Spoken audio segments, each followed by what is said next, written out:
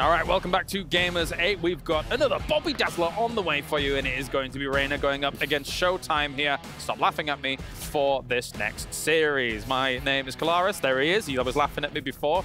He's a mean man. It's Artosis at the very end, and ZG's here also laughing at me. That's fine, guys. I don't mind it.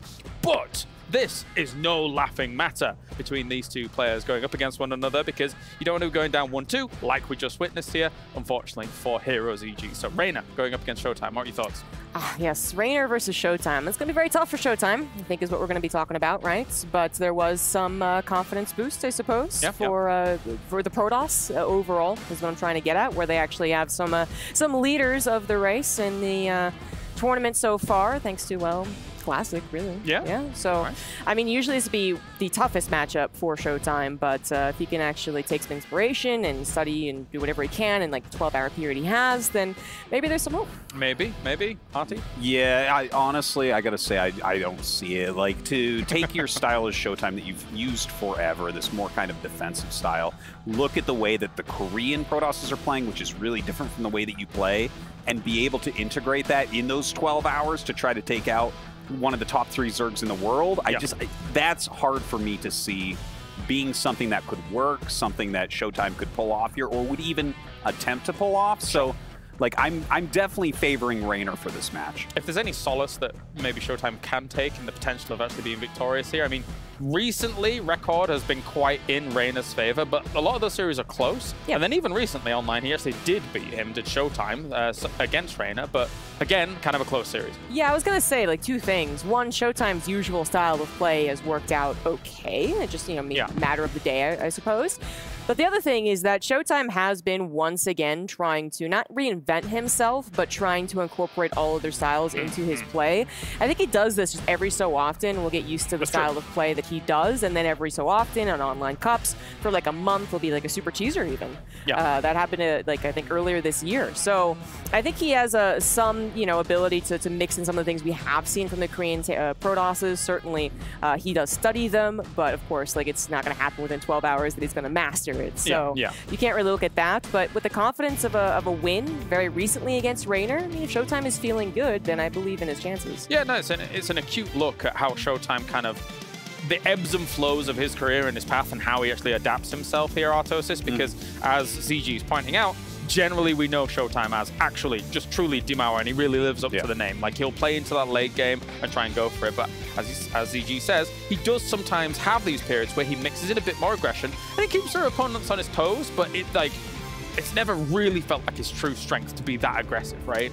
Yeah, it certainly hasn't felt that way, but honestly, a lot of the success that we are seeing from some of these Protoss players, even from Korea, does involve some of this late game sky toss stuff, right? So honestly, if I look at this, like, for instance, I don't think ShoWTimE would ever make the mistakes that we just saw Hero make against Stark, right? Like, I actually think he would play that position far superior to how Hero just played it. So there's always the chance that, like, he opens just right, gets into that late game, and maybe Reynor can't handle it. Maybe. It's going to be Babylon, Royal Blood, and Dragon Scales if we need it here down the line. But then again, you know, when you're playing the ShoWTimE style ZG, you drag then Reynor into that late game, and as much as we would usually say, yes, okay, Cyril's like the true master of that, Reynor's no slouch. And when it comes to those Ling run bys, when it comes to adrenal glands, eventually you're going to lose a lot of your production, which causes a lot of problems as well. Yes, it causes problems getting into the late game, doesn't it? Actually, I would say that similar to yesterday, this is going to revolve a lot around that early game, the first 6 minutes, 7 minutes, whatever it is, about, we're once again going to see like who's really in control today, who's, perfecting the openers, which impact the mid game, and of course the late game so darn much. That's when ShoWTimE looks particularly good to me in the matchup of PvZ, but also PV Reynor, is when it's clear that he's just controlling his Adepts and Oracles perfectly, and he either finds the 12 drones of damage, or he plays an absolutely perfect game, like 0 resource loss for 7 minutes. Like, that has happened with him. Doesn't guarantee victory in the mid-game, but that sets him up very well for it. No, it's true. I mean, even when yesterday we saw holes technically in Cyril's play, which was, Adepts getting 5 workers, and then the Oracles coming in and getting a few workers. It actually sets back the Zerg a surprising amount, even when you are a world-class Zerg. Well, that's like the easiest way, I think, to kind of guess what's going to happen next is exactly the drone count. Like, does the Oracle fly in and kill 2 drones, or does it get 5 drones? Do the Adepts get some damage where you're like, oh, that was a good trade, or do they not? Because that is really going to help you out with your next Blink Stalker timing, and it all just kind of adds up over time at this pro level. Yeah, definitely so. Well, it seems like we're kind of firmly in the Reynor camp, though. Yes, yeah, I feel like we're mentioning ShoWTimE a lot. Sure. So, like, maybe if you're just kind of casually listening, you're like, oh, ShoWTimE. Oh, he's cool. So he's going to win, right? And it's like, no, we're mentioning him because he is the underdog, and we're trying to think of ways that he is going to take down Reynor here in an offline big tournament. Yeah, definitely. Reynor doesn't want to be going down 1-2 here, especially considering he is probably, for a lot of people, one of the favorites at this tournament, kind of up against the ropes a little bit with a middling score. Let's head on over to the stage as we have the Italian stallion himself going up against Dimauer to see who is able to continue on strongly here in the Swiss format.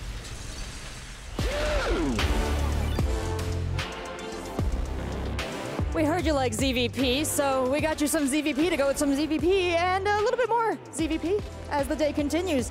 This next one's going to be a good one, though. It's going to be a good one indeed. أعزائنا المشاهدين، المباراة الماضية شاهدنا كوريان versus كوريان، لكن المباراة هذه بتكون نون كوريان ضد نون كوريان.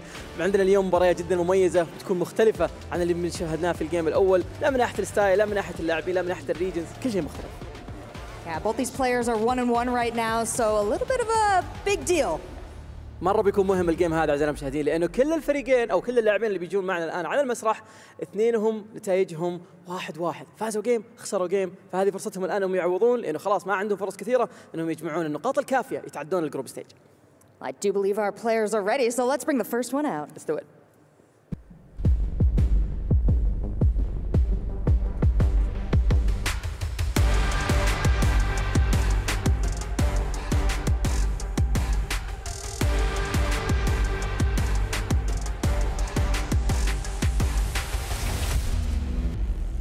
Representing Basilisk, Reynor!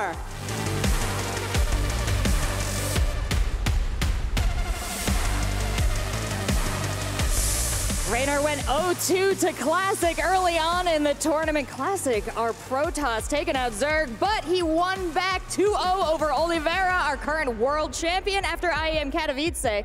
Lots of skill in this player. Can't wait to see how it comes to fruition in this next match. رينر في كل مبارياته كان متواجد معنا في المسرح. المباراة الأولى خسرها 2-0 ضد كلاسيك، لكن المباراة الثانية قدر يفوز 2-0 على مين؟ على بطل العالم أوليفيرا في الآيام كرفيتسا السنة هذه. فإذا قدر يهزم بطل العالم يقدر يهزم الأغلب. ممكن الجيم الأول ما كان من صالحه، لكن الحين جاهز كمل الجاهزية عشان يواجه خصمه. خلونا نتعرف عليه.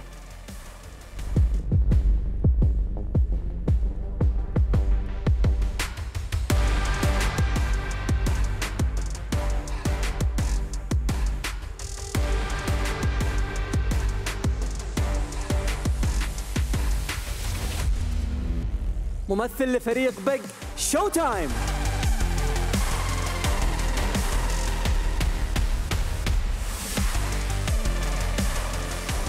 نفس النتيجة اللي سمعناها مع رينر، النتيجة كانت 1-1 له. ShoWTimE ظهر معانا أمس مرة واحدة في المسرح، والمرة الثانية كانت خلف المسرح، لكن نفس السكور معاه الآن.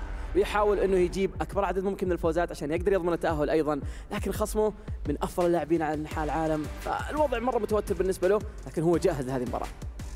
ShoWTimE has walked a similar path to Reynor. In fact, he went down 0-2 in his first match against Maru. Maru hasn't dropped a map, but he came back against Spirit 2-0, and now he's standing here to face off against Reynor. يكون عنده فرصة جدا كبيرة انه يفوز المباراة هذه، خصوصا انه في ثاني جيم شاهدناه على المسرح اداؤه كان مرة مختلف عن اللي شاهدناه في البطولات الماضية الأخيرة، بالذات في البطولات الميجرز العالمية. لكن جاء الوقت ان نشوف رينر وش ممكن يسوي قدامه ايضا. زي ما قلنا رينر هزم بطل العالم، فلازم ShoWTimE يكون جاهز للشيء هذا. Gentlemen, I'd like to invite you both to center stage to shake hands. رينر وShoWTimE جاهزين للمباراة. أعزائنا المشاهدين، هذه المباراة بتكون فرصهم الأخيرة للتأهل للمرحلة القادمة من البطولة. ما عاد صار في فرص كثيرة، خلاص لازم كل جيم الآن تحسب له 1000 حساب. فخلونا نروح للمعلقين نسمع وش عندهم يقولون. Both of them wishing each other luck as they head into this match, but one of them will be walking away with a much more comfortable position in this group stage. We'll find out who right now. What is up, everybody? This is Tasteless back again, but this time I am joined with Loco. We're going to have ShoWTimE versus Reynor. I think this is going to be one hell of a match. Yeah, I gotta say, Tastes, I actually think it's really cool that these guys are getting more and more comfortable on this stage, right? We were talking about it just now, but seeing both of these guys are ready for their games, standing up straight, looking down the barrel as well, right? Yesterday, the guys were shuffling around a little bit uncommon here on this, particular We couldn't stop talking about ShoWTimE's posture. This guy has the best posture I've ever seen for somebody who plays games on a professional level.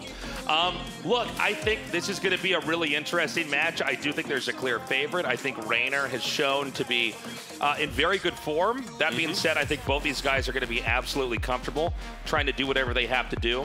ShoWTimE is still able to hang with the very best, but it's really Reynor who, especially in his region in the world, but really kind of everywhere, is bringing the better results. Yeah, ShoWTimE is an amazing Protoss player, though, and I do believe that he's got a shot against Reynor.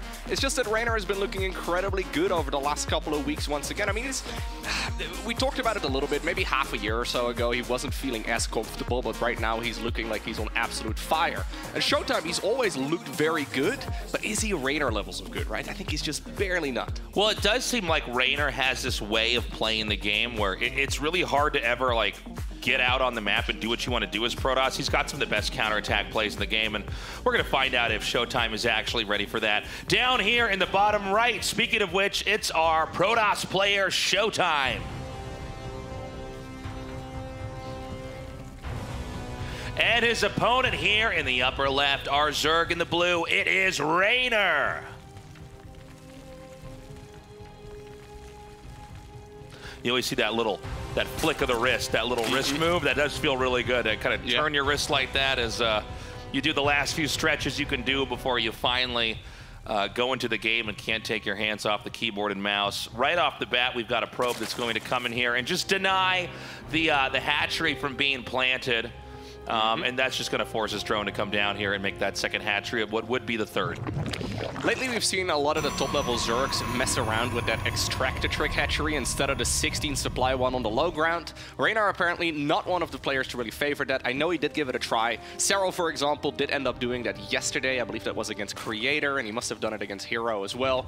Either way, he decides to go for the extract-a-trick, so the 15 supply hatch to guarantee that hatchery on the low ground. Reynor apparently more than happy to take the third base as his very first expansion, which can be a little bit annoying, right? One of the main advantages of having your natural taken is that it's just a little bit less of a chaotic game. Like, say, for example, Protoss wants to go for a Twilight Council follow-up, Glaive the Depths in particular, just a whole lot easier to defend when you have your natural taken. Yeah, it basically does two things, right? It forces them to make that hatchery somewhere else, which is annoying, right? You don't get your creep connected as quickly. You could be vulnerable for some kind of attacks. And it also basically gets to confirm that nothing crazy is coming your way, that this isn't any kind of cheese, and that you're going to be able to play your ordinary PvZ opening here. And so the Cybernetics core comes down, and we're basically going to wait and see what kind of PvZ this is going to be from the Protoss's perspective, because once that core is down and up, we're going to find out, is this going to be a Stargate play? Is there going to be any kind of weird timing attacks? And how much of a macro game is ShoWTimE going to really show us? I don't think Reynor's going to do anything aggro or cheesy. He always could, but he seems to be pretty comfortable, kind of like Serral, at basically playing the reactive play. I would say that Reynor's a little bit less passive compared to Serral. Serral seems to basically always have enough to shut down every one of your attacks and be like 5 to 10% ahead, where Reynor wants to wait for you to have some kind of an opening where he can punish you as you move out, and then he's going to get considerably further ahead. So his early mid-game is pretty vicious. No, absolutely. I would not be surprised at all if he's going to be punishing ShoWTimE if he sees a mistake, but other than that, he will probably be playing this relatively passively until Protoss, well, if Protoss ends up slipping up. It's going to be that Stargate opener right here from ShoWTimE. I believe that last, I don't know, 10 times or so I've seen ShoWTimE play, he's been going for that Stargate opener basically every single time. This is, of course, the PvZ bread and butter. This is what the players have been going for a long time. Now the first two Adepts do shade into the third. 2 drones have already gone down. Third one is going to get sniped as well. The question is he going to be able to get both of the Adepts out? Yeah, it looks like he's going to get one. I mean, I guess that kind of pays for itself, right? 3 drones for 1 adept, so not bad. And the the oracles are going to be coming out now. We're going to get that second gateway. And as you were saying, Loco, I mean, this is kind of your bread and butter of PvZ. The back and forth we've seen so many times before here. Another oracle is going to be made. And we're probably, unless we start to see a lot of gateways get thrown down and like a Twilight Counselor or something like that come up here, where this is just going to be a game where the probe comes out and we see that Protoss take the 3rd base. Yeah, that's one of the main advantages of the Stargate opener, right? If you're going to go for the Stargate, you can grab your 3rd Nexus nice and early. In this particular case, it's actually relatively late because there were quite a few Zerglings on the other side of the map. So that does once again show to ShoWTimE, though, that, well, if there are indeed that many Lings out on the map, and I've already killed a bunch of drones on the other side, he really can't have that many workers in the first place. And you can see that reflected right now as well in the worker count. This is exactly what ShoWTimE is looking for, and yeah, this is even before those oracles really start harassing, right? So Adepts coming in from the north here in just a moment. ShoWTimE are ready to, I believe, strike in the natural expansion, although there's no drones there. Yeah, nothing to kill here, so no way to get ahead, right? And he's got, Reynor does have 2 queens over here. So we always want to watch these few oracles and see if anything can really get done. And they glide through, and so far, nothing. You know, maybe you can kind of create some chaos here by having these Adepts coming. It looks like Reynor wanted to try to bait these into committing. Of course, he is going to lose a few more drones. So it's another 3. That's going to be up to 6 now, 7. You know, you get up to 8 and you're going to be very happy as a Protoss. Yeah, there's 2 more Adepts actually. These are relatively uncommon. ShoWTimE hiding a few more on the left side of the map, and these are now going to shade into the natural expansion. Okay, how many workers is he going to be able to get with those? This is already looking excellent right here for our Protoss player. You really want to look for at least, like, you know, 5-6 kills, but this is way more than that. Obviously, it's not free. Quite a few of those Adepts have at this point gone down as well, but this is exactly the start you're hoping for as Protoss. Oh my god, that one Adept in the back just not picked off, and then the drone goes down, and I mean, this is basically succeeded, right? Reynor is definitely taken enough damage. And now we got to see what kind of mid-game ShoWTimE can set up. You know, it's not that often we see like a 3-base push really kill a Zerg. It's not like, you know, TVZ where you're trying to necessarily move out on the map. But I do feel like ShoWTimE, this is the best possible phase of the game as we hit 6 minutes that he could have asked for. No, absolutely. Yeah, he's not going for that Blink Stalker follow-up just yet. He's decided to prioritize the robotics facility and the +1 ground weapons here. I do think that's an excellent choice, but it doesn't really allow him a whole lot of aggression with, for example, Blink Stalkers on the back of this, so we're not going to be seeing a really quick 3-base all-in right here from ShoWTimE, but he doesn't really need to, right? I mean, they call him the Mauer for a reason. He's very good at playing that defensive style, and so far, I mean, gets 2 more drones. This is an amazing start. Yeah, Reynor is going to expand and develop regardless. We've got Immortals accumulating. We've got the robotic support bay on the way here. And so, yeah, I mean, look, ShoWTimE is doing everything he needs to do. I don't think he has to play an active game just yet. In fact, with these oracles out here, if he could even get a couple more workers, that would be pretty huge. So he decides to go straight into the charge upgrade here. I wonder, this should definitely be Colossus play here for ShoWTimE. He could be going into Disruptors if he really wants to, but that'd be a little bit strange. Okay, one of the oracles does end up going down. He decides to go for the Prism right at the time that the Robo Bay finishes up, which is not quite ideal, but Reynor, yeah, he's trying to play that macro game, and so far, ooh, there we go. I was wondering what his transition was going to be. He decides to now go into the Spire. This is something we saw in the previous series as well, right? Where Dark ended up doing that against Hero. A lot of Muta play, but I wonder if this is going to be the same, though, because he ended up going for, like, dozens of Mutalists. Yeah, you know, I think the Mutas, it's not a bad idea. I think it certainly deals with, like, everything that Protoss has, from the War Prism all the way down to the Zealots and the Immortals. So we need to see this damage come in pretty quickly. The Spire's halfway done, and it's a building that doesn't make that fast, but it's not really that long in the grand scheme of things either. I thought this might be a push, and I was wrong. It's actually a War Prism going up into the main here for some harass. So he wants to have a big charge lot warp him. This actually could be better than a push in general. And with ShoWTimE taking a 4th base, Well, hold on, he hasn't done it yet. I was going to say if he does the warping, that would be pretty big. Instead, he's going to pull away, and in fact, this is going to have basically no impact in this game. Yeah, we really need to have the Protoss player figure out that he's going up against Spire play. That would be a massive advantage for Protoss. At this point, he doesn't quite realize it yet, so I do believe we're going to be seeing a big influx of Mutas. Look at Reynor saving up a ton of resources here. He's going to be able to make 10 Mutalisks all at once. And when those units show up on the other side of the map unscouted, there is a chance, of course, that they're going to shut down the Prism first, but when they do show up on the other side of the map and Protoss doesn't realize it, they can be in a world of trouble. There's no blink here either. Looks like he doesn't even get the queen. Nope. Big play here from Reynor, you know, not able to take the one thing that could kind of drive the War Prism back out. And again, kind of a slow game here. So the mass speed of play, it's an option, but right now it's really going to be about this ground and pound Zerg army. With, you know, the Mutas basically being kind of a harass unit, maybe something that could snipe a War Prism if it did come back out. Reynor's about to max out here on his 4 bases while ShoWTimE is. Okay, he just now misses it, excuse me. Yeah, I actually wouldn't have minded it if he decided to go after the Prism, but he's very purposefully decided, no, I'm going to let that Prism just fly around, and that means that these Mutas are going to go into the main base completely unscouted. This is the very first time that ShoWTimE sees that he's playing against this Mutalisk-based opener, and this is going to hurt at least a little bit, but so far, I mean, I love those Archons, right? Since they can actually get in between the structures a little bit easier, that makes the defending significantly better here for ShoWTimE. Yeah, I think in hindsight, he probably would have rather gone after the Prism there instead and keep that hatchery in the 12 o'clock position alive. We've got more Stalkers coming up here. And it doesn't seem the Mutas are going to do much of anything else. You know, this is a different game than what we saw, certainly from Dark Right, but it's definitely bigger ideas. And look, that was really nice what we saw back there. He got those snipes pretty good. And we're eventually going to have to see ShoWTimE make some moves here. He's got his 4 bases. He's very close to maxing out. But Reynor wants to try to take as much of the map as possible. Yeah, so ShoWTimE at this point on a very ground-focused army, right? Blink at this point is half done, but not quite a very good army against flying units. And if you look at the production tab right now, there are indeed Brute Lords coming on the back of this.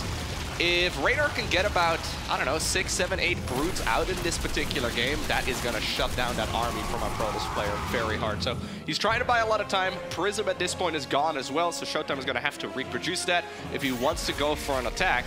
Yes, he's looking solid right here on his 4 bases, but he needs to get something done very soon, because this timing window of his is closing. Yeah, I'm glad ShoWTimE has played as well as he has. But I do feel like we should have seen something happen here on the map, right? Yeah. I mean, this feels like he's playing almost like a single player, you know? He had against the Zerg for 30 minutes. You have to survive in order and escape and then the spaceship at the end of the level. Like, honestly, this is like a game where, like, okay, ShoWTimE's going to get his 5th base up, but we need to start to see him hinder the Zerg. We see these Zealots coming down. Honestly, it's okay to try that and to free up the supply and maybe get more sophisticated units like Archons and other stuff, but you know, Reynor's in very, very good shape. Yeah, ShoWTimE does not have anything against Brute Lords at this point, so he doesn't realize that this is Spire play, he doesn't realize that this is greater Spire play right now either. If Reynor can morph those 8 Corruptors that are now on the production tab into, well, Brute Lords, that's going to be absolutely phenomenal. He will need to trade out a little bit of supply, so once again, he's just trying to buy some time here with these Mutas, trying to delay this Protoss attack, but it looks like ShoWTimE is going to go for a move right now, and well, this is at the absolute latest possible moment. Look at the amount of Archons. Yeah, and this is the play I wanted to see here, and I kind of appreciate maybe why he didn't attack so early. He needed to build up this many Archons, and you can see the Banelings are basically useless. Yeah. The Archons continue to advance forward. They're able to protect the Immortals. The Disruptor shots can come out. They combo it down on top. Where's the Brute Lords? The Brute Lords must be very close by here somewhere. Yeah, they're probably somewhere here just to the bottom of our screen. The Rings and the Roaches and the Ravagers are doing just all right, though. Okay, they're apparently hiding inside of the main. He's waiting until he's got all 8 of them ready to go. And I think at this point he's feeling pretty comfortable. Reynor, that is. I mean, he doesn't have a big economy, but if he can shut down that base at the 6 o'clock, which I think is what's going to be happening here very soon, he's going to be in a phenomenal position. Okay, he doesn't quite have the units, I don't think. Well, Reynor's going to try to move out now. I got to say, ShoWTimE doesn't seem to have any, like, particularly weak positions here. I mean, he's walled off all of his bases pretty well. He's cannon up enough. And here we go. We're going to see the push over here. Now, Archons are particularly bad versus Brood Lords. Yes. It's very hard for them to ever get the surface area to move through and actually fight that. There's going to be a recall back here. I think he can at least kill the workers. Beautifully done. 14 go down. And a nice escape there from Reynor.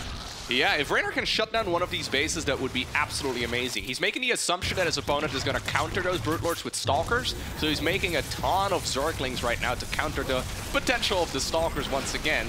Brutes do have to be in the right place, though. Right now, they're not over here, and I guess they're a little bit further up north, taking care of a few units. They definitely need to make sure that they're facing off against this particular army here, although looks like the Roaches and the Lynx are doing just all right.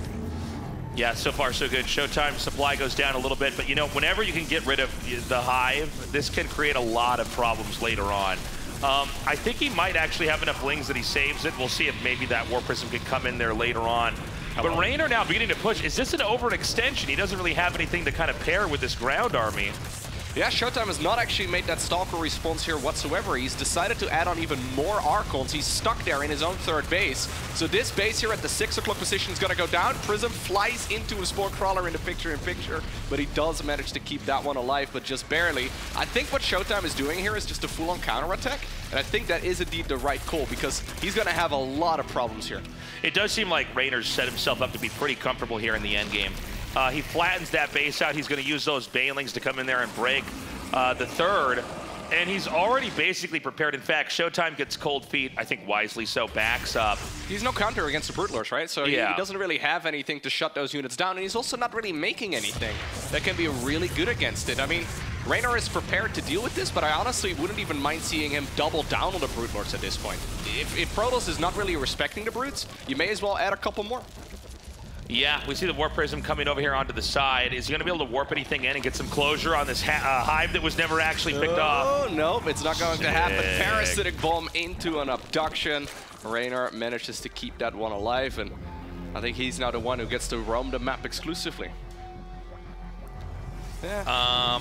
Well, we got to see if ShoWTime has another base that he can get up here. 4 bases is going to last a little bit longer, but 5 is where you need to be if you're going to have the kind of momentum that you need in order to really stay and fight. We see this distant 5th base up here in the top right, as well as a reclaiming of this base that's basically at 6 o'clock. You can see Reynor tries to come in there, sees that there's a big bulk of units down there. That should queue up the Brood Lords to go down there as well. You know, sometimes a good offense is the best defense here from the top spot. You know, there's a way that ShoWTime could try to push out and deny. How many Archons do we have at this point? I feel like okay, we're at 11 Archons. He's got them in 2 big groups, so I guess that helps. But if Reynor puts all of his units close together like he's trying to do right now, I don't see how ShoWTime can win here. This is so good here by Reynor. Yeah, this is amazing for him. To just get these Archons picked off. Again, the gas is such a even more powerful resource for Protoss than it is at times in other matchups. And so to just kill those Archons off for Roaches and Lings, which are mostly minerals, I mean, that's just huge. Yeah, so ShoWTime has decided to put all of his units in 2 big groups, right? But he can't really win the fight with either of the 2 groups, so it confuses me a little bit here. He's made finally a big round of Stalkers here. I guess they are the ones meant to deal with those Brutes, but the Brutes have gotten a lot of value over the course of this game here. Basically, ever since they've been out, ShoWTime has not been able to attack very easily. Okay, we are seeing the Archon count drop. You know, you're seeing the Protoss win the fights, but if you really want to understand this game on a deeper level, you want to watch those Archons slowly get picked off one by one as Reynor is basically simplifying the composition that ShoWTime already has. And, you know, ShoWTime is doing a pretty good job of defending. I do want to point out, top right and bottom center, I mean, these are really long travel distances. Archons and the rest of everything Protoss has is not fast. Yeah. It's going to be harder and harder as the game goes on to cover both of these, and Reynor does have the top base he just took as well as the bottom base he hasn't taken to still take and try to play this out on.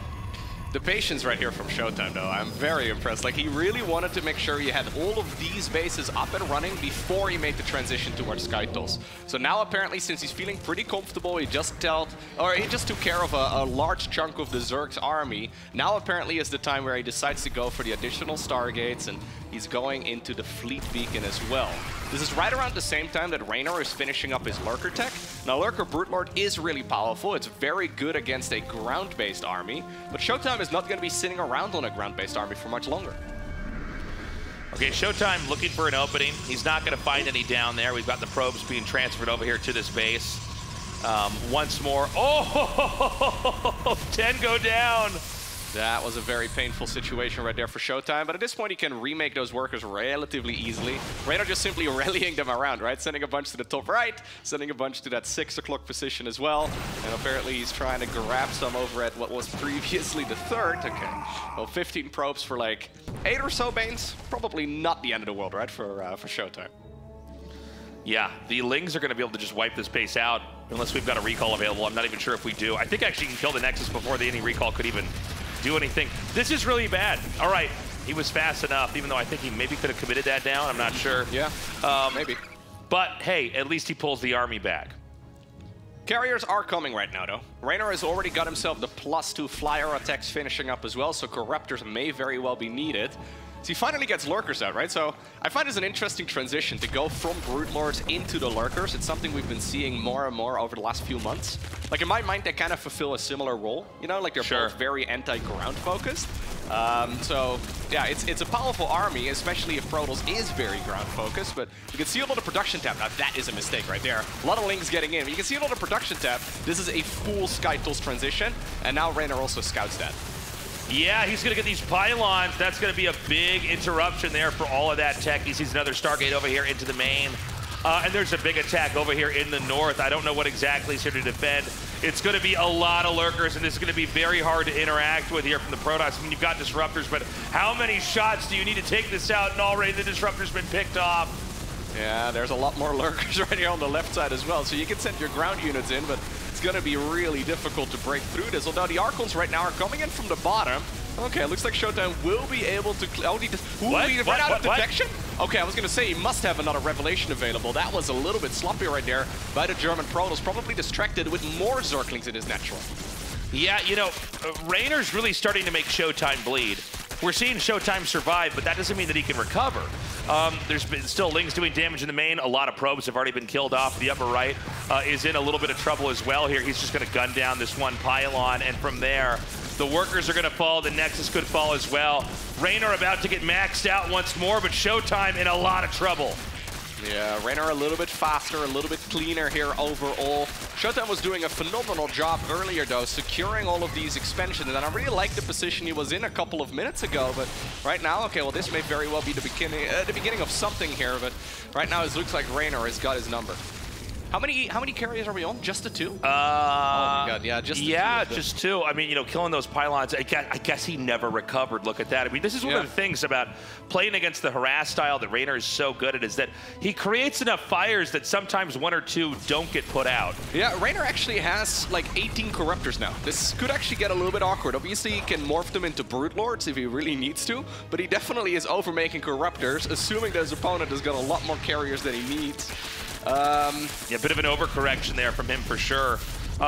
You know, with the bottom no longer really under control here from ShoWTimE, this could, you know, as he tries to rebuild back into this area by you know, marshaling these Archons over to here, I think there's going to be another opening at the top. I mean, basically, Reynor keeps seesawing back and forth from bottom to top, and hitting these areas. This hatchery goes down, but I think there's still some deep pockets here for Reynor, and not only what he's banked up, but what he's still able to mine from here on out.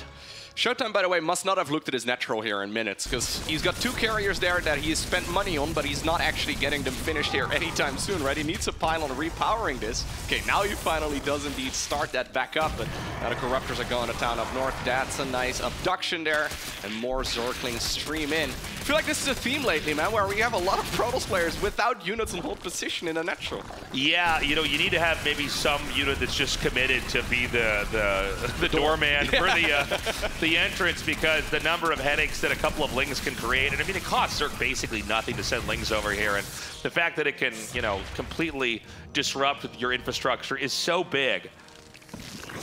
Yeah, actually, the resources lost here, that really tells us the story. ShoWTimE has lost more resources in a matchup where, generally speaking, it's the Zerg who loses a whole lot more, right? He's just been harassing like an absolute champ here. I mean, playing unit compositions that are a little bit uncommon, a little unorthodox, but he's doing an excellent job. This is wild to see Reynor, you know, so willing to move his Broodlords out alone. Yeah. Some of the slowest units in the whole game. I've seen so many games where like 20 Stalkers get underneath and they all die. Yeah, yeah. Well, so far he hasn't managed to have that as a problem here. He's going to escape right under the safety of the spines, and I think Reynor realizes that is an impregnable position. There's no way he's going to get in there. Beautiful snipe down here.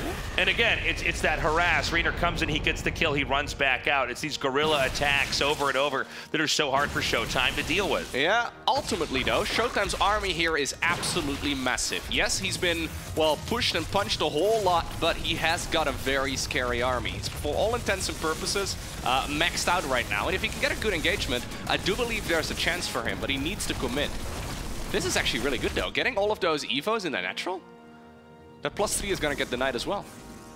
Oh, here we go. We finally get this Hive to die. Yeah. He comes in here, he takes that out, but is this too little and too late? Oh, he did not actually target fire down the Evo there. That's interesting. Decided to go after the hatchery instead, and that one is gonna survive with just a little bit of health remaining. ShoWTimE probably looking at his army there, mostly just shift queuing those units into the main base, but still the Hive is gone, Hydra then is gone, a new Lara has just started up here for Reynor. Not the structure he wants to be making at this point in the game. You know, this is probably the best little victory that ShoWTimE could have asked for. Let's keep in mind that we're gonna run out of resources on the map here. ShoWTimE still has at least one more base he can likely grow into, just based off the way this map should ebb and flow off of the geography that it's got. Another Ling gun down here, this Nexus. I gotta say, this is so good. The question is, does he actually kill that Nexus off? I think he's gonna get it. Oh, does he have adrenal glands here? These two guys got it. Oh, never mind. Yeah, he does have adrenal glands done. Okay, it's the +3, I guess, that is finishing up right now. If he would have had that done with that particular fight, he would have been okay. But I feel like we saw ShoWTimE losing this game like 10 minutes ago, but he's been hanging on, and he still has a terrifying army. This is by no means game over. Yeah. Reynor actually going into Banelings right now as well. He doesn't have that much money. Yeah, he doesn't have a lot, right? I think maybe the Baneling's nest was just killed off, and he had to remake it. He did lose some infrastructure back there. You know, I think ShoWTimE, don't sleep on this guy right now. I think he's basically lasted long enough that if Reynor has another bad attack, it's going to be hard. Reynor, again, he will mine out of the resource locations he's got earlier. And again, it's like we were talking about at the beginning of this game. Sometimes you just need that one base. By the way, the recall that was baited out, now these Corruptors can take out this Nexus at the top right. Big fight as well happening currently in the bottom left. It looks like the Lurkers have managed to push back that army. Corruptors in the meantime using their caustic spray to shut down that Nexus here in the top right. Reynor is all over the place, but ShoWTimE is definitely holding his own just fine. How many Archons has he made in this game? I feel like he's got so many. He's lost 26 Archons and he's got 7 of them right now. Okay, yeah, he's made a lot of Archons. It's a lot of gas he's spent. Unfortunately, Reynor's done a pretty good job of sniping a couple that are here or there. I actually really like that Reynor is doubling down on the Brood Lords. I think he's figured out here that ShoWTimE is not really respecting the Brood Lord all too often. So I think it's an excellent choice to just make more and more of those Broods. Because how are you going to counter them? You can storm, you can maybe try and get your Archons underneath, but if there's enough Broods, those Archons are never going to get close. I think all he has to do is have a Brood Lord push in one base and a Ling counter at the other. Yeah. And I think that, oh, and look at this. This is like so cost efficient. One Lurker burrows right down here. He's just going to start killing workers off. This forces ShoWTimE to pause all the resource gathering over there. He sees the armies moving down. Meanwhile, we have this huge blob of blue at the top right, moving on the mini-map. And this is just, there's no way this Nexus can, oh, hold on. Well, maybe there's about as many Stalkers as there are Brood Lords, though, and those Blinding Clouds are absolutely phenomenal. Storm trying to deal with all of the Broodlings, but ShoWTimE needs something that's a little bit better than Stalkers to deal with all of those Broods. I mean, it's 18 Stalkers versus 15 Broods. They're going to be able to shut them down easy peasy. And he is with this next wave. Yeah, this Nexus is 100% going down. That was crazy when he blinked right under, but the Blinding Clouds come down, and really it's like, beautiful. Oh, he could just do this on his own. He's using those Lings really nicely. Again, the Blinding Clouds, it kind of traps the Stalkers in here after they blink. I think that's the engagement that Reynor's been looking for all this time, right? He's trying his very best to shut down that Protoss army. Once again, though, ShoWTimE is splitting his army up like an absolute champ. I mean, gone are the days where Protoss is just sort of sitting there with one big ball of units, right? We don't really see that often anymore, but ShoWTimE is definitely giving us a masterclass on how to split up your units. Yeah, looks like that Lurker is going to be finally picked off here in the bottom. Remember that resource income-wise, like, ShoWTimE's not doing that great. Reynor's not doing that great either, but I'm worried. I mean, right now it's kind of, the pressure is on ShoWTimE to recover here. I mean, it just doesn't seem like there's any way to actually attack where Reynor is.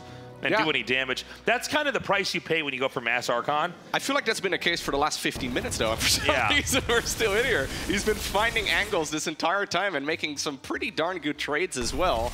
Reynor's economy is decent, but it's by no means great, right? He's only got 46 drones here. There's a little bit of creep missing as well, connecting all of those bases. But every single time we see those Brute Lords getting some damage done, it's always something expensive going down, be it a Nexus or a couple Archons here and there. He may get punished, Reynor, eventually, because you were bringing it up earlier. Those Brute Lords have been flying around like there's no anti-air available, but now the Tempests are hitting the battlefield. Okay, we've got another push up here. How many lurkers are actually here along with the spines? Is this going to be... this is a lot of lurkers to try to come through. He's going to blink on top. I think actually ShoWTimE may be able to overpower this. Yeah, the Brute Lords are nowhere to be seen. They're flying back home right now. You can see that big cloud on the minimap.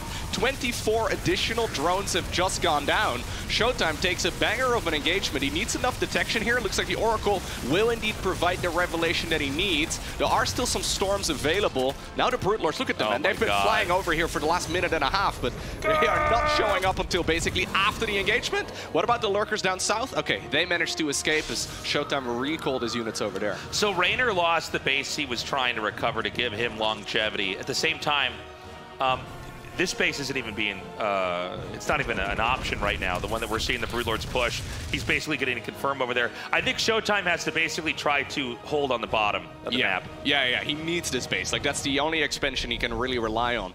Has he shown his opponents the Tempest at this point? Because those Tempests can definitely be very helpful. Oracles with Revelation against those Tempests, or sorry, against those Spores, I suppose, with, yeah, those Tempests shooting away at their maximum range is really nice. And they're going to be excellent as well against the Brute. So, yeah, Reynor is thinking, okay, I need to get Corruptors out in order to deal with those Tempests, but he's got 20 drones. He's got very little income. Yeah, I mean, there's a push in this bottom left location. If we can get a check, how many minerals are actually at this base? There's none, right? Yeah, there's nothing. So this is like a territory on the map. Yeah. Not even really an expansion. It's an outpost. He honestly could just ignore this. Yeah, I mean, I guess it'd be cool if they got like the Baneling's Nest and the spawning pool or something. But yeah, it's of little consequence if this falls or not. It feels like bait, right? Yeah. It's like, yes, please spend the 3 minutes that it takes to take down my spikes. Yeah, whatever you want. Go ahead. You know. And so he's going to basically let those spines tank this position. He's going to have one lurker over here so that this can never be reclaimed. By the way, top right, it's actually... I didn't quite appreciate this in the cast. There's basically no resources there. No, he's been mining those for a while already, right? ShoWTimE had that expansion taken a long time ago. So both players are now effectively at 2 base economy. So this is the new expansion that ShoWTimE is acquiring, and we see the same base as well mirrored on the opposite location of the map. So Reynor is trying to acquire both of these bases instead. ShoWTimE does have the more mobile army at this point, right? It's not often that we say this, especially in a Zerg versus Protoss, but those Brute Lords just can't really reposition themselves very easily. If they decide to get adventurous to try and, for example, snipe one of the bases of the Protoss in the bottom, I can guarantee you that, yeah, Protoss is going to run circles around them. Okay, so this location down here is going to fall. I guess it's important to note that the creep can be cleaned up over here when this base goes down. So, like, yeah, you know, it does make it a lot harder to get across the map like this. There's a spawning pool and a Baneling Nest, the Hydra Den. Yeah, there's still a bunch of stuff. At this point in time, anything you can make them spend money with, it's going to be pretty good, right? There is, in fact, another Baneling's Nest up here. Okay, maybe that was not picked off to begin with at all, but... This is actually a wild game. It's like a top versus bottom position now, but the creep's not looking good. I actually really like, though, that ShoWTimE decided to slow down this game a little bit. Like, we saw non-stop aggression for a really long time, and now he's like, you know what? I've got a feeling that we're now effectively playing 2 base versus 2 base, and if that's the case, I am happy to just play this a little bit slower. He decides to now go into Archon Immortal. I guess he's happy with the Tempest count here, which... yeah, is nice, but you got to be careful that those Corruptors aren't just going to pick you apart, right? Because then the Brood Lords can clean everything else up. And, you know, I look at this now, and I don't think there's any way that Reynor could push this. No. I think he can't actually leave his base, and we may have, like, you know, another odd endgame here where maybe it's going to be up to ShoWTimE to try to push across the map and get the kill? Yeah, so other than the bases that are mining right now, are there any mineral fields remaining? I guess the ones in the top right? So yeah, I think Reynor has decided to start long distance mining that. So there's 500. Yeah. There's about 2,000 resources remaining over here, and the gases as well. So it's actually not too bad. It may be worth taking a hatchery there eventually. So if Reynor manages to mine that out, I guess that's slightly in his favor. Look at how this is very close. Look at how stagnant the supplies are. Yeah. How little they're fluctuating as things have kind of slowed down to almost the feel of an early game here as far as how many resources are being collected. Yeah. Zealot. There's 12 Corruptors, 13 Corruptors here in total, and 6 Tempests. So it's not like the Tempest can really roam the map either.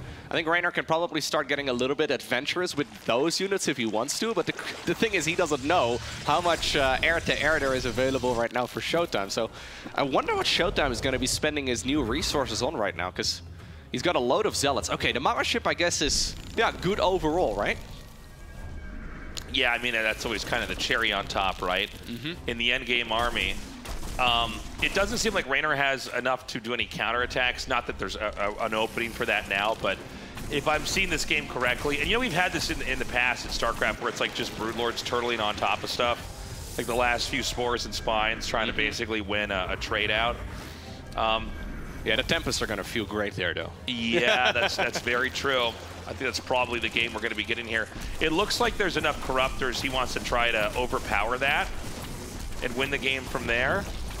Yep. So Reynor also getting now Infestors going, right? So we're going into that very spellcaster-heavy army. If you can get the right abduction, the right fungal growth, there's definitely a chance that Reynor can shut this down. And as you can see, just not a lot actually happening here. No, I mean, this is... the last 5 minutes, very little has happened. Very slow, and I think it should be that way, right? I mean, there's just not a lot you can really do. And so the camping is going to continue on as both sides vacuum up everything else that's left on the map. We've had more and more games like this in StarCraft, too, where, you know, it really does come down to that final set of resources on the map. We've got cannons, we've got batteries coming down here. I feel like every time we get a camera shot of ShoWTimE, he's moving his sleeves around. He's got to take that jacket off, man. He really does. He's got to adjust his sleeves once and for all. Okay, so finally we've got a little bit of action once again as Reynor is starting to slow push some of the static defense. This is what you were talking about, though. Those Corruptors are trying to cross the distance. The Bomber ship is available here. That's nice. Do you want to use it as like a secondary recall position, or do you actually want to put it in your main army? I think the only way that Reynor wins this is with a couple recall relocations where the other player's not quite ready. Yeah, we see the Mama ship being used like that quite a bit lately, where it's just like a mobile Nexus, I guess, right? You have a secondary recall. The recall from the Nexus and the Mothership do not actually get shared, so they're on a separate cooldown, which is really cool, but... Again, every time we get a shot of him, he's moving those sleeves. Hands on the mouse. So, you can see the positional play up here is that ShoWTimE wants to try to get those few minerals left at that top right base. He is using the extra resources to make batteries that could allow him to kind of leverage that position and try to push up towards, I guess, what is 1 o'clock on the mini-map. So one thing to note here is that Reynor does not have any air armor upgrades. His units are not quite as powerful as they could be. The same can be said, though, here for ShoWTimE, who doesn't have the greatest upgrades on his units either. Now, of course, the Tempest and the Corruptors, they're relatively slow-firing units. One thing, though, that Reynor is getting, he's spending the little bit of money that he's got to go into that Infestor Neural Parasite, and take control of some of those Protoss units can, well, change the tide of battle very easily, right? Maybe the supply count is no longer in his favor, but definitely don't count him out. If he can, well, he's got 8 Infestors. If he can take control of 8 of those Corruptors, suddenly this game is going to be upside down again. Yeah, and here we are. I mean, we've got Protoss now getting the extra minerals. I feel like even having the extra minerals from this base is going to put ShoWTimE in that much of a better spot. He does harpoon that one, but it's not without its own trades. Yeah. Okay, Oracle ends up going down as well. Those units are actually critical here for their Revelations. So those Revelations allow the Tempest to shoot at their maximum range. Those resources in the top right might actually be game deciding. Yeah, I think so. I mean, I think that ShoWTimE has the right ideas. I mean, you very rarely have a game where you're fighting over like 4 resource patches at the top. Is ShoWTimE's confidence here, is this correct? He's trying to get a tag on the Broodlords. He can't quite find them. He does see the tracers of them there.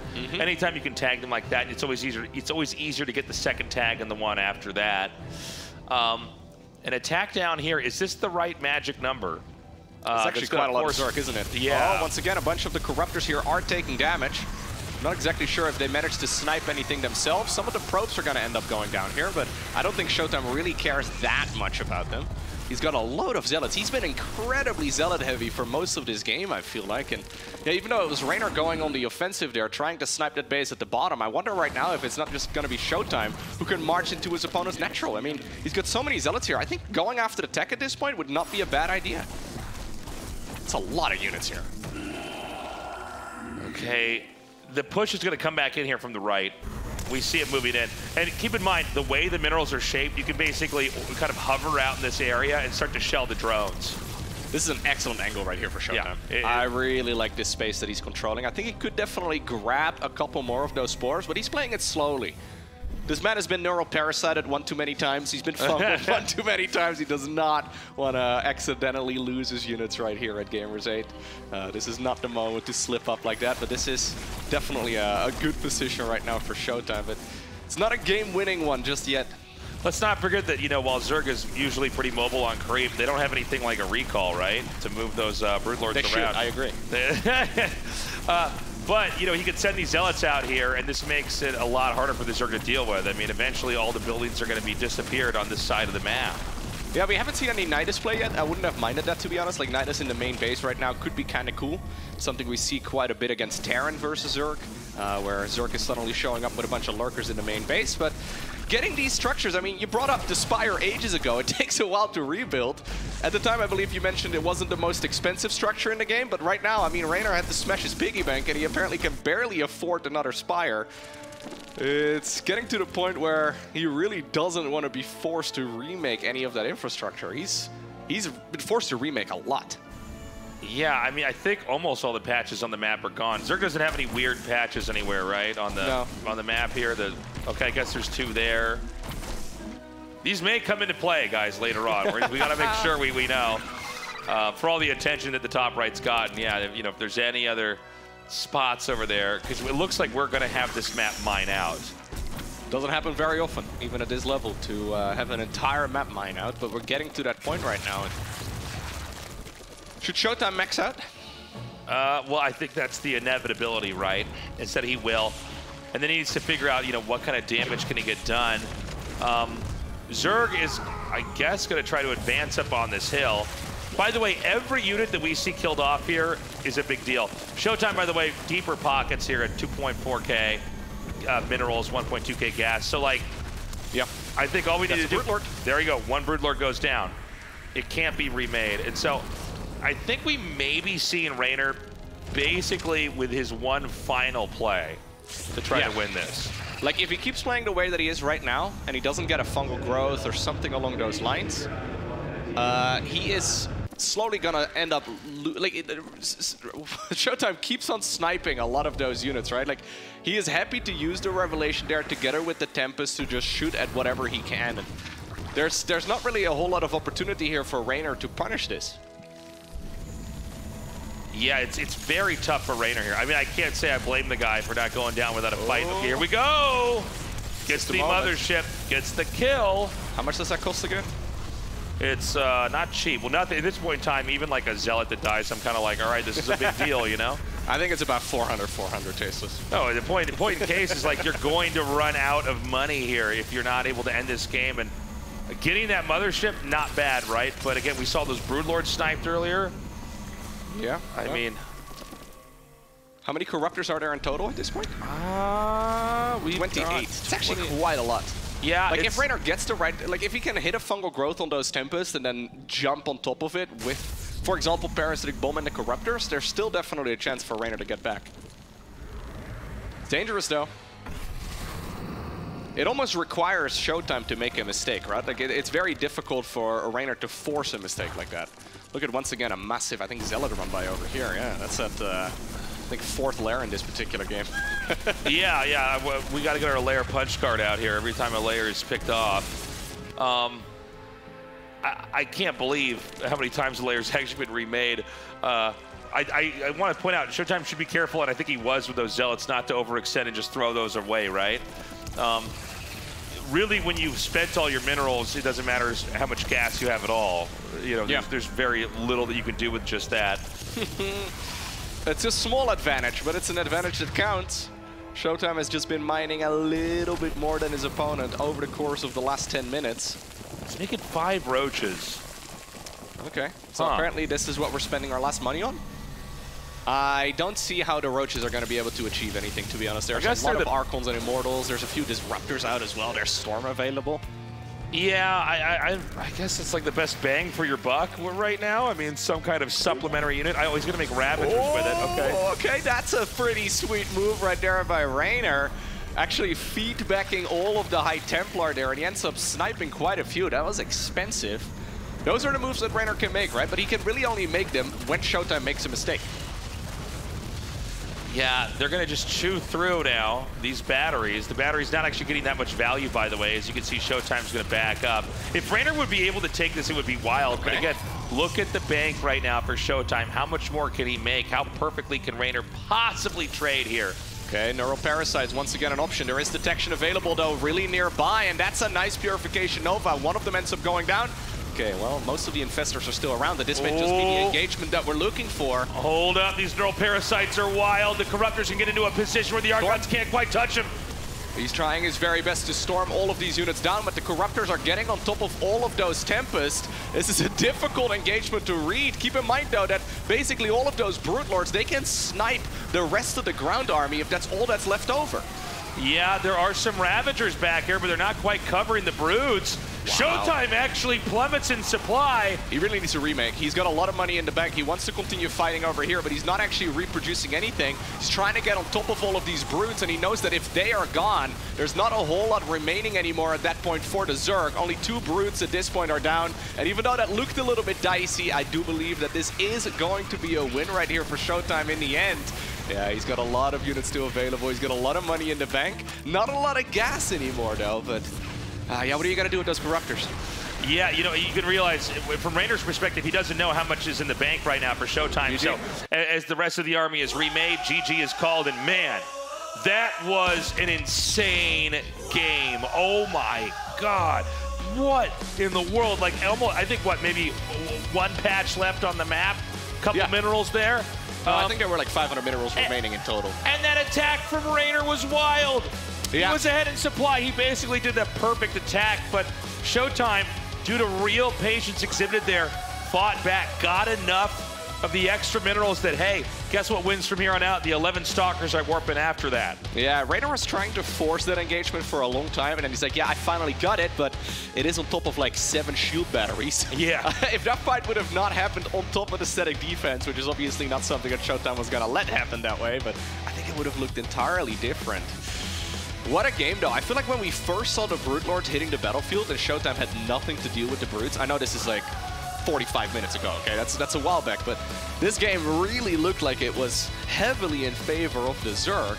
I mean, yeah, I remember the early game now. It's it's been a bit, but yeah, honestly, this was a fantastic game for Reynor, but ShoWTimE just did not die, right? I mean, he's called the Mauer for a reason. He played this really nicely. We're just getting started, everybody. That was a hell of a game. What was that, like 50 minutes? 40? Something like that, Something like that. Second series of the day. Yeah, yeah. Game 1. And we're about to go into game 2 with these guys. I think Reynor did a great job at taking out Archons, and you could see that there was really not a solution for ShoWTimE to win with a push, but he didn't have to push at the very end. Reynor was never able to properly control the bottom of the map. And, you know, this is kind of the game that you end up being forced into when you are playing Brood Lords in a game where it's either like the top of the map. It's slow, and you can't cover both top and bottom or left and right, depending on the way the map's shaped. Imagine how powerful ShoWTimE would be if he takes off the jacket, though. Yeah, he's got to take, look, he's moving his sleeves again. He keeps on pulling his sleeves. Me. Yeah, look again. Every time we get a shot of ShoWTimE, he's moving the sleeves around. Reynor not moving the sleeves. No. The hat is off, though. The hat is off at this point. That's going to let his brain grow a little bit more, okay? He needs that extra cooling. You got to get that brain heat off. You got to aerate that thing. Well, look, I think Reynor can still take this, but I got to say ShoWTimE kind of playing by his own rules there, and you know, a frustrating loss where Reynor suddenly realizes what he thought was going to be his lead. Now he's been backed into a corner. In fact, in some ways, he's painted himself into a corner. And so both players right now just taking a breather. I mean, that's an exhausting just game one they have. In fact, it looks like it's possible ShoWTimE may be requesting his allowed break here, in which case that's going to allow Reynor to buy a little bit more time. Yeah, stretch your legs, kind of think about what you need to do in the next game. Sometimes it's hard when you have a game that's that long to then go right back into like early game again and kind of wipe your mind of all the data that was being processed. Yeah, StarCraft's a mental game for sure, right? Like, it's easy to forget that pro gamers are humans sometimes, right? Like they kind of feel like they're very robotic in a lot of their gameplay, but it turns out when you are playing a game like that, it is actually very, very tiring. Not just physically, but also mentally. It's difficult now to get back into the swing of things. Like we see it so many times in the series where we have a really long game number one and a game number two, we just see an Oracle flying into a Spore Crawler. And you're like, what? Why did we just give away one of those units for free, right? And that's obviously something that ShoWTimE wants to avoid at all costs. So I definitely don't blame him for taking a moment here. I respect it. Take the minute or two off, and then we're going to go right back into this game here. Now, ShoWTimE, look, I mean, he won that first game. I think everybody agrees, though, Reynor was the favorite. Reynor has been the dominant force. First game at ShoWTimE, honestly. Yeah, yeah. And ShoWTimE knows, okay, he did that. It was a lot of work, but he has to do it at least one more time. Then he escapes to the next phase of the tournament that he would be in for himself. But I got to say, ShoWTimE has got to be very happy with that game. I mean, that's one to remember, right? Being able to secure your side of the map and then play the position, long-distance mining play, keeping that cover, getting enough minerals that even though Reynor did have a better trade out at the end, which could have allowed him to win the whole thing, ShoWTimE had enough money that when you refill, you can actually charge the Broodlords, go in there and kill and win. Yeah, no, I really want to compliment ShoWTimE for how he played that game. Like, even though it seemed a little bit uncomfortable initially when he first got up to that Broodlord tech, right, and he didn't really respect the Broodlords that much, he slowed down the game at the correct moments, right? It's very easy to warp in a big round of Stalkers and try to get underneath, and then the Blinding Clouds obviously shut down the Stalkers, and yeah, you want to continue pushing, but he actually played that game very patiently, all things considered. He realized, okay, if my opponent has got those bases all the way in the top right, and I have got the bases all the way in the opposite corner of the map, those Broodlords are basically not going to do anything. They're just going to sit there. They're not going to really be able to achieve much, and if that's the case, I may as well just take my time and, well, mine it out. All right, we're ready now to go into game two. Hopefully you can even get close to as epic as game one was here. In the bottom left, in the blue, he is Reynor. And his opponent here in the upper right with a 1-0 lead, it is ShoWTimE.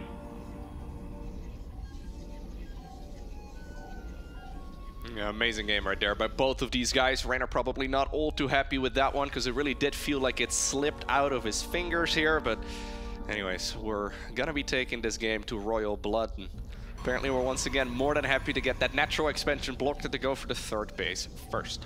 Yeah, so the last game, ShoWTimE, you know, basically played a bit of a turtley style here. He kind of forced Reynor into the Broodlords because when you have that many Archons paired with Immortals and everything else, it's kind of hard for the Zerg to ever take a fight, right? But then when you force the Broodlords, suddenly Protoss can usually get control of one side of the map as long as they can deny counterattacks. So far in this particular tournament, Reynor has won against Oliveira 2-0, but he lost against Classic 0-2. At ShoWTimE, he lost 0-2 to Maru, but he won against Spirit 2-0. So this is an important match for the both of them. In this particular tournament phase, you can lose 3 series, but if you lose 3, you're out. So I guess you can only lose 2.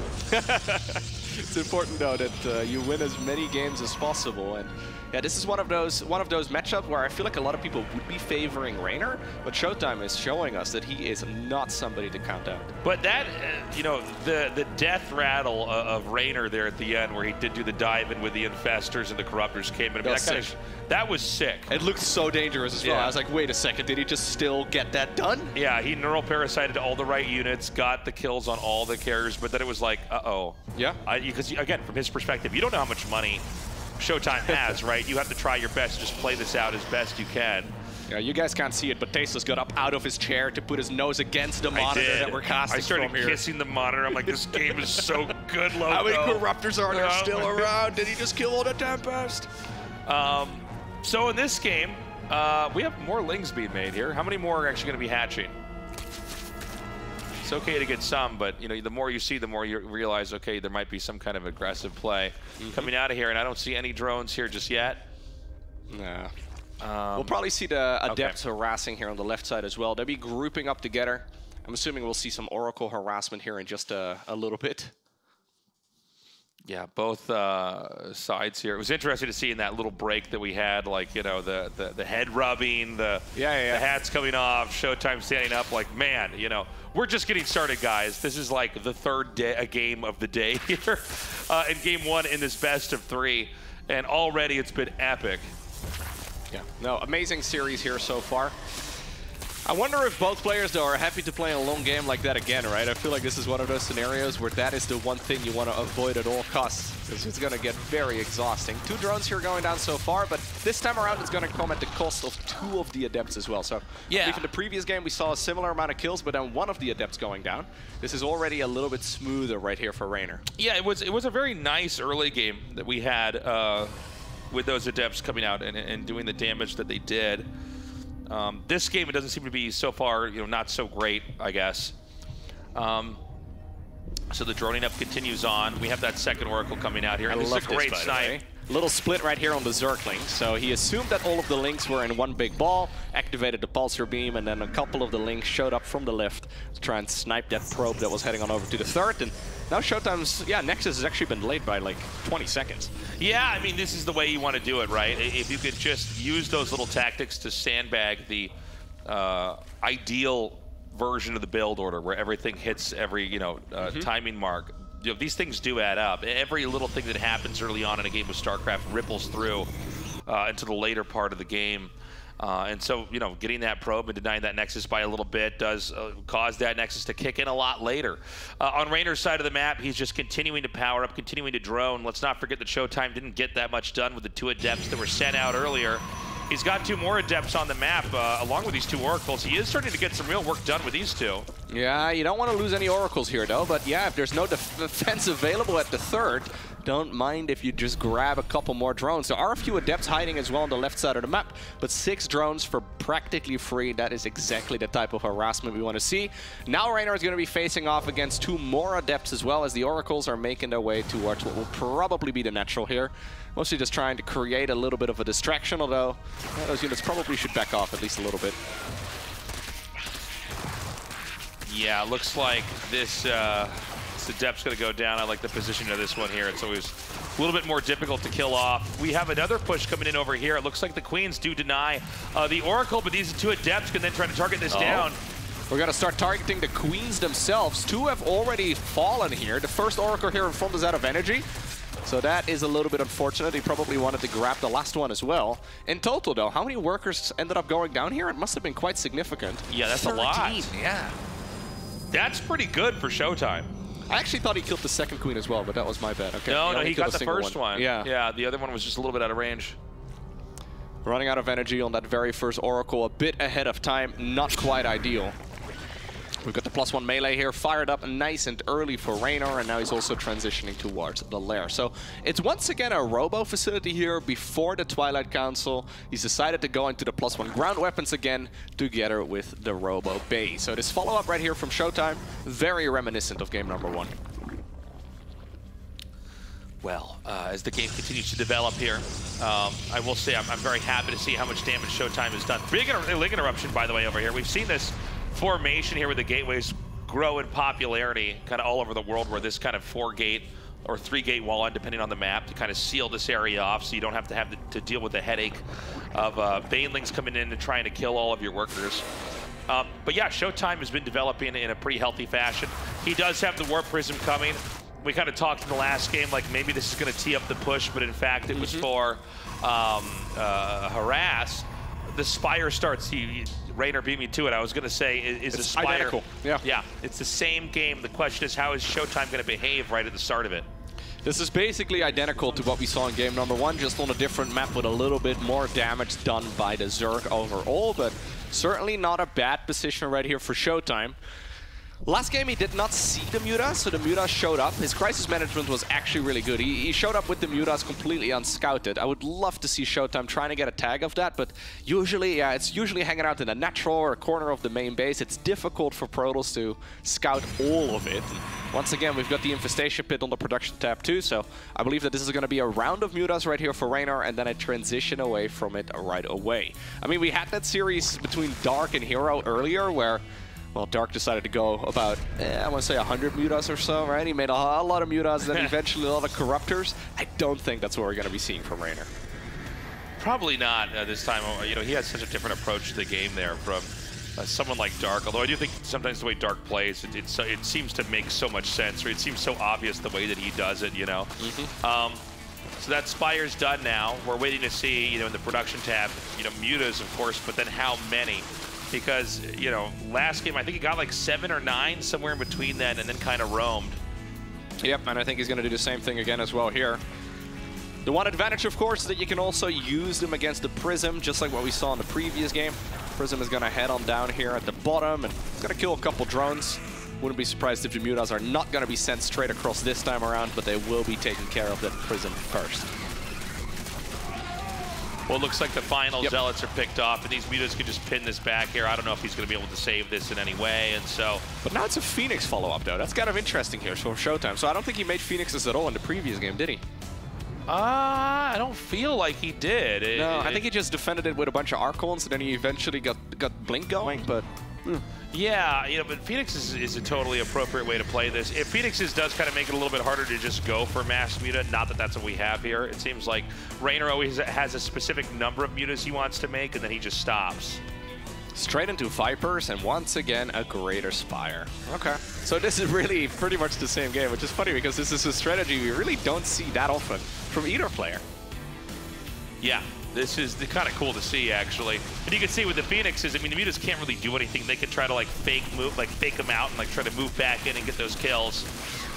So far, though, ShoWTimE not having that much more presence on the map. I mean, if we can go big picture for a second, the creep in the map, I mean, it is so paved up with creep. Yeah.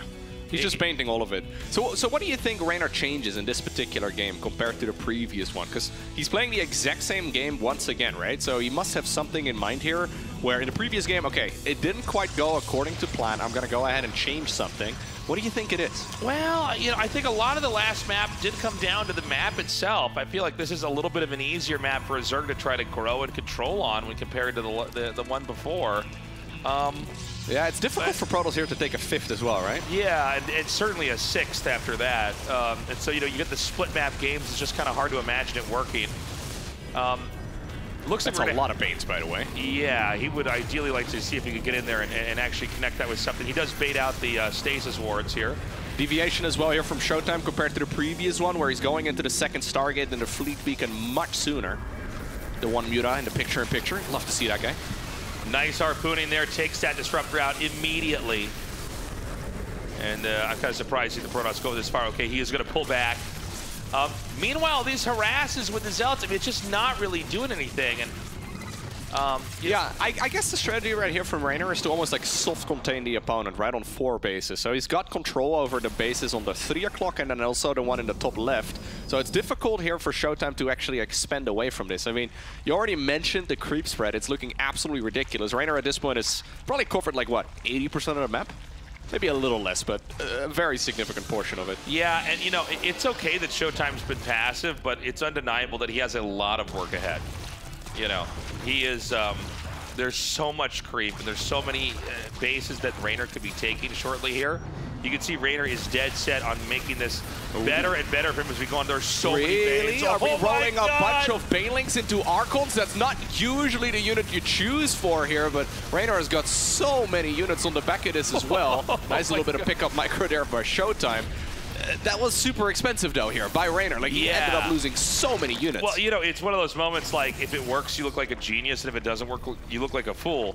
We don't know if it worked or not, by the way. We have to see what the next couple of attacks are going to be. I mean, if that much gas has been dumped. By the way, Reynor basically has 0 gas. Look at him. He's just going to rinse and repeat here. Another 36 Banes are coming up. So he's basically just banking on the idea of ShoWTimE running out. So we're now 12 minutes into this game. The Natural and the main are going to be running relatively low here for ShoWTimE, so he's going to need a new base here relatively soon. That Hero Muta, by the way, from earlier, apparently still hanging around here. Problem is, though, that the next time that this wave here comes in of Zerg... Oh, man. I was thinking there should be Sonic Storm. It's finishing up right now. Can we get a Storm? Okay, the Banes are going to come in once more. They mostly connect with the Stalkers, but some of them still stay alive. He did not Storm right there. He must have had energy for at least 1 or 2 Sonic Storms, but it wasn't done at the beginning of that engagement, and he did not recheck. 19 probes, 20 probes have already gone down. We don't really have that much of an answer, I guess, at this point against the carriers, but he's not a very rich Protoss here. He can't just produce a whole lot of these. Yeah, you know, there is such a thing as letting the Zerg get out of hand. Yeah. And I do wonder if this game, you know, ShoWTimE kind of playing that passive play again. To be fair, I thought that in the previous game, because he was stuck on a very small amount of bases, and Reynor had like 80% of the map, and he was still okay. But this is a very different map, and there's a lot more bases that are a lot easier for the Zerg to take, and I feel like what's happening right now is Reynor is trying to like buy his way through the turtle play here. Yeah, ShoWTimE needs a new expansion here very soon. Yeah. Ooh, getting the High Templar would be absolutely massive. No, don't lose the High Templar. He lost like, what, 4 of them? Bunch of probes going down as well, and we're not even done yet. This is an 89 drone Zerg right now. Okay, well, here we go. ShoWTimE is going to have to go for an attack here sooner or later. He decides to remake the probes. I don't know. I really feel like this has been leading into a Protoss all-in. If we're going to be probing up here once again, we really need to try and grab a new expansion. But if we want to be making a new expansion, where in the world are we going to take it? We have to do a lot of creep clearing first. I really think it's time for ShoWTimE to just put all of his eggs in one basket and go for a push. You know, the thing is, I feel like there's so much that Reynor has in the map. I don't know if there's any way he could carry the damage through. I feel like this is a very, very almost a scary army. It's an kind of like impossible game here for ShoWTimE. I feel like Reynor is already gotten beyond, you know, a place that he needed to be at. I mean, he's just in such good shape. We are going to have to see some good storms here. Arkle should also be covering underneath those carriers as much as possible. Okay, he gets the drones over here. Golden minerals are not going to stay alive. We had that Zealot run by as well at the bottom of the map. Okay, if he expands right now, I actually don't think I mind it. Okay. Are we going to go more Arkles? Yeah, he's going to make those Archons. He's going to try to move down here. Now, again, sometimes when you overextend a Zerg, especially when you spend all that gas, it's a little bit hard to recover. The Broodlord should be the thing that can be like a real ideal defense against what's coming for him. Yeah, ShoWTimE has got a very scary army, though, right? He's just trying to bulldoze his way through the map right now, trying to take off as many bases, or pick off as many of these bases as possible. How many Corruptors are... Okay, there's some Corruptors. But I mean, is that enough? 11, yeah. Okay, well, 11's pretty good. Now it's 10. It's a lot of Arkles underneath, though. There's really not even that many carriers here. I mean, this is sort of like a Skytle's army, but it's really not. The thing is, the carriers might be able to just pick off the Broodlords, and the Corruptors can't quite... Count. Yeah, sorry, I didn't mean to cut you off, but that's so many. No, not at all. But yeah, the Archons can kind of protect the carriers. Maybe the carriers can actually pick that off. I think he wants to do a warp it in the main. Now, Reynor had the left side of the map for him bashed out. Can ShoWTimE now do it to the other side of the map? If he can, I think we're in for a pretty interesting game. It's not going to be easy, but it's not impossible either.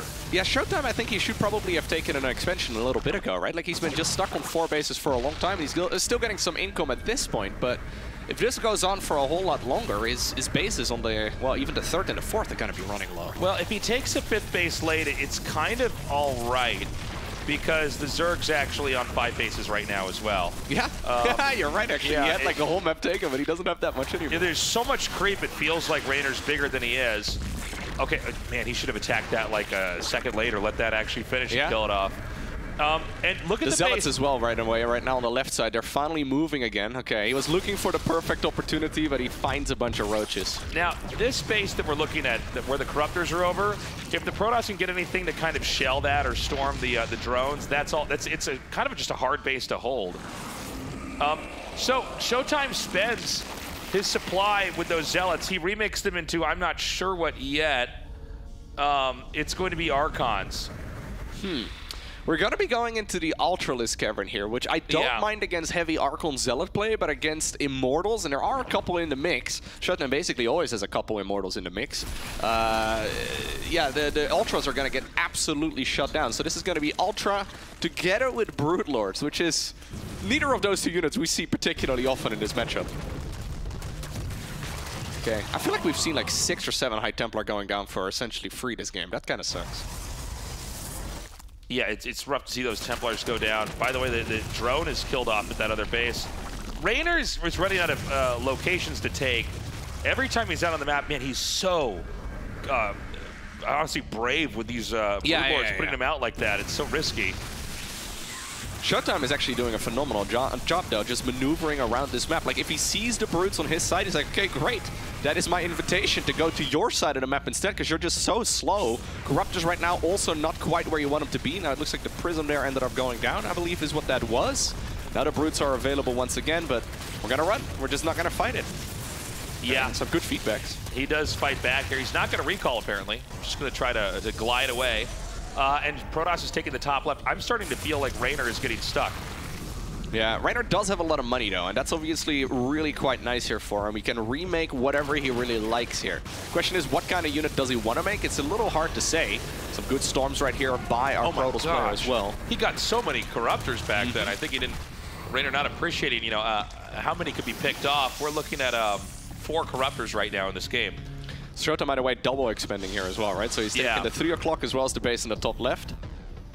I guess you can kind of roam from the left and back to the right, and you know, it's a little bit difficult for Reynor to try to get these counterattacks. Felt like, you know, some of this game may go back to all those Banelings early on, kind of hitting into Archons, and it looked pretty cool, but like, now it does seem like ShoWTimE's finding solutions. He's gonna... What are we recalling? The entire army? Okay. Oh, well, I guess, you know, a decent little squad of units. He's so good, ShoWTimE, that is. It's splitting his army, though. Like, we see so many games where Protoss units are just all moving around in one big ball. Now, these abductions are absolutely lethal. I would love to see some feedbacks there, but again, High Templar are a little bit overly ambitious. Brood Lords getting quite a bit of work done on them, and that's another carrier going down. Maybe this is the engagement that Reynor's been trying to get this entire time. He's got this Protoss army cornered, and he's even going to bypass the Nexus. Okay, you could see actually ShoWTimE getting cornered over here. He brought the exact wrong number of units, so now it looks like it's just going to get dominated and smashed, and this is a big supply drop here. Reynor is very comfortably now starting to find his way back into this game. Remember that ShoWTimE is very low on resources and his supply is already very, very poor. He may now be zoned out of a victory. Yep. Oh, he finally does manage to get underneath here. That's going to be the end of those Brood Lords, I believe, because there's really not that many of them. Okay, now the Oracles from the early game also decide to swoop forward. We have a lot of Ultras coming, though, and Ultras are actually good against, well, basically everything here that Protoss has got available. He's desperately trying to make an Immortal right now, but I think that may be the only one available.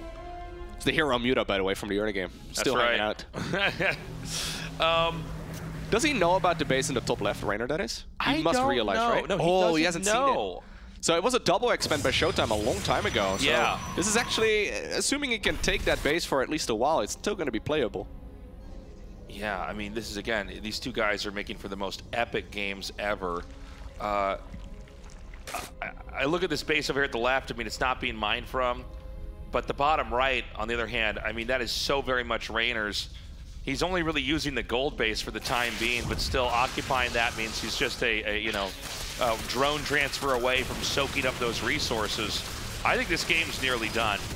Yeah, he really needs something against the Ultras, right? So Immortals are coming up right now, and that's going to be nice, but this is a scary army. A bunch of the Ultras are in the back as well. They have to go all the way around. They're a little bit smaller these days, so they can get into a better engagement a bit easier. But you can see once they get into the combat, they deal so much damage. Blinding Cloud as well, shutting down these units. Good abductions right there by Reynor, and I think that seals the deal right here in game number 2. We may very well see ShoWTimE sticking around for a little while longer, but GV is cold. Apparently not. Reynor does take that game.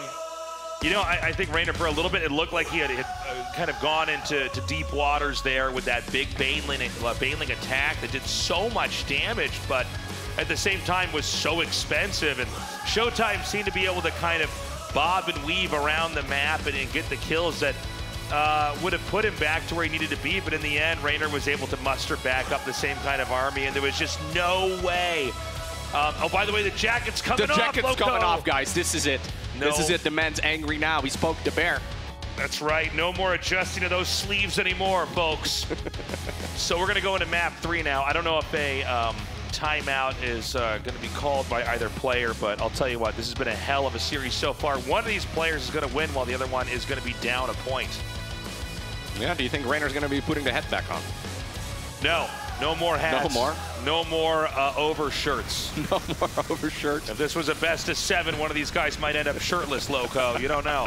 So we had this big Baneling attack happen over here, and like it did a lot of damage, but wasn't too much. And I think this was the first big mistake, by the way. Yeah, he got cornered, right? Like, Reynor saw that his opponent decided to go off to the right. He's like, you know what? You don't have a lot of space to run if you go in that direction. So that works out for me just fine. But these are unit interactions, though, that we don't really even see that often, right? Like, those are weird situations of ZVP that, well, at the very least, I haven't seen that many of them. There's a chance, of course, that these guys have been practicing a bunch and that they know exactly what the opponent is capable of. But, yeah, honestly, a really sick series so far. Do you think we're going to see the exact same strategies once again? I don't know. Yeah, I mean, I wouldn't mind someone kind of getting a little crazy, right? Maybe doing something super aggro. I feel like with these two, maybe not. I don't know. Let's get into it, right? In the bottom right in the blue, it is our Zerg player, Reynor. And in the top left in the red, our Protoss player, ShoWTimE.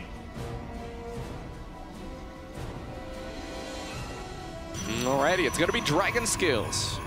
Not a pretty, well, quote-unquote normal map. Nothing all too crazy here. Quite a few expansions to take, though, so I wouldn't be surprised at all. Reynor actually going for the extractor trick. But it's funny because this time around, he's going up against ShoWTimE, who's not going for the probe scout. So this time around, he would have gotten away with the 16 hatch.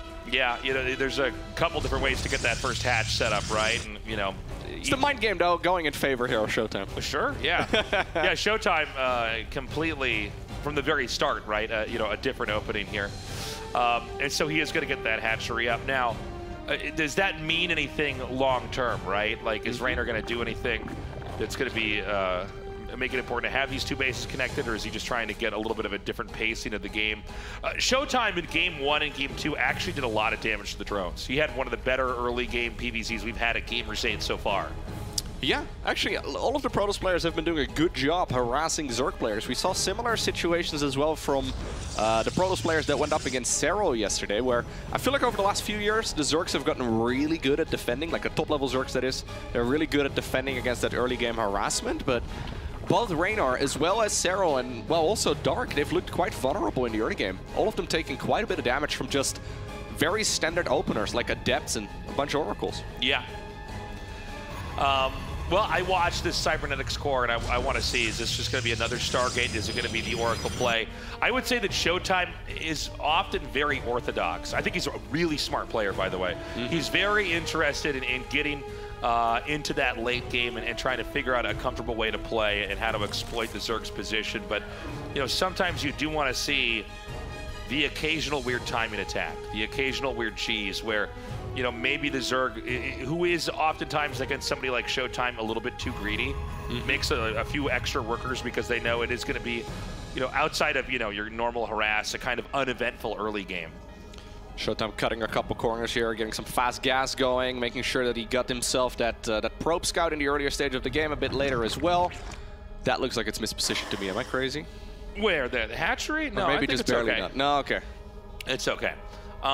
Sometimes I trip myself up in my own games. Well, like, is that misposition? Like, if you start looking very closely, it pretty much always looks like it's misposition. When you look at the floor, though, of the map, it's kind of like bathroom tiles or something. So it does look like it should have gone in the middle of the tile, right? So yeah. In that sense, that bothers me. This ruins the feng shui of the base, no doubt. He needs to find the command position of that Nexus. Well, the Nexus kind of looks like it's one of the designs on the ground. So no, actually, that looks perfect. It fits right in between the four. We're going to make the assumption that it's properly positioned, and I do believe that it is as well. Either way, though, here's those Oracles once again. They're going to be coming up. How many is he going to make? 2, 3, 4? I don't know. Only time can tell, Loco. I'm going to say 3.